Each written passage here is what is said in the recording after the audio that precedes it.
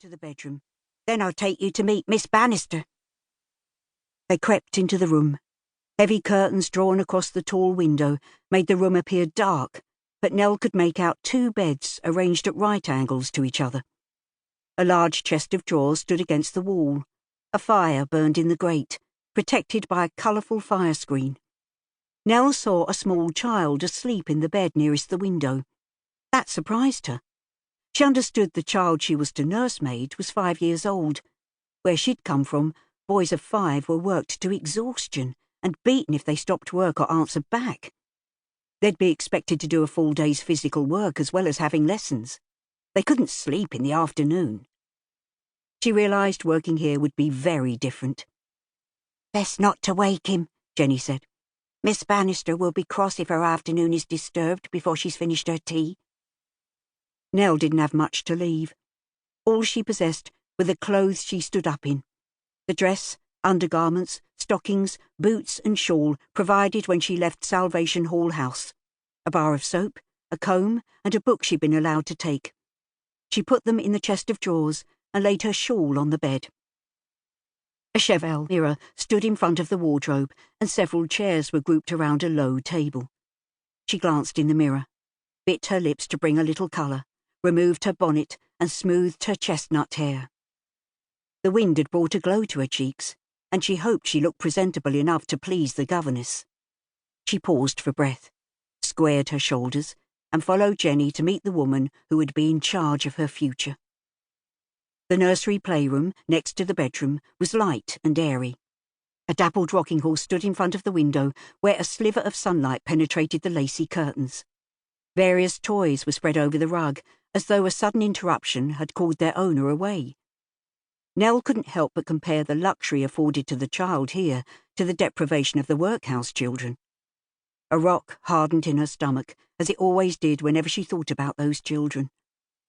Miss Bannister sat at a small round white cloth table, set out with the finest china. Nell guessed her to be about 30. Blonde waves framed her face. Several strands of hair had escaped the tight bun at the nape of her neck to fall onto the cream collar of her blue day dress. Her face lit up at the sight of Nell. "Ah, the workhouse girl," she said, her gaze washing over Nell. Every fibre of her being hoped she would meet with this woman's approval.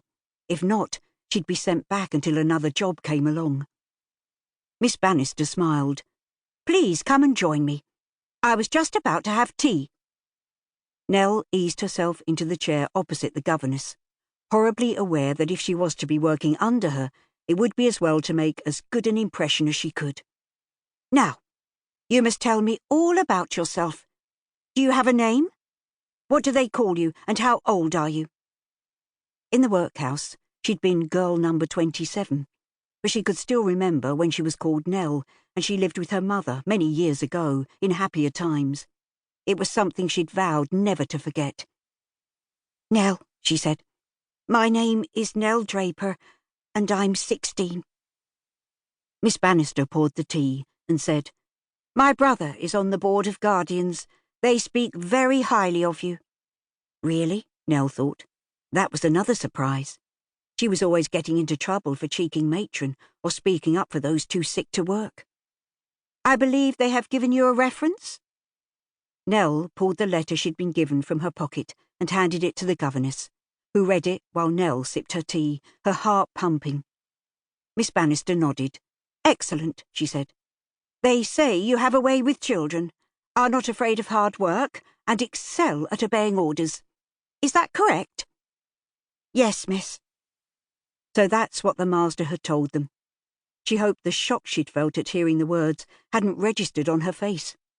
Blind obedience had never been her nature, but she guessed they had to say that to secure her place. "I understand you have experience of working with the sick, both mental and physical, in the infirmary?" "Yes, miss," she said, unsure what else to reply. She didn't know where this conversation was leading, but she'd have said anything. The fear of not being good enough loomed large. She swallowed the dread rising up inside her. "You'll be on a month's trial as nursemaid to Lord Eversham's son, Robert. £1 a week, all found. I understand you have no family."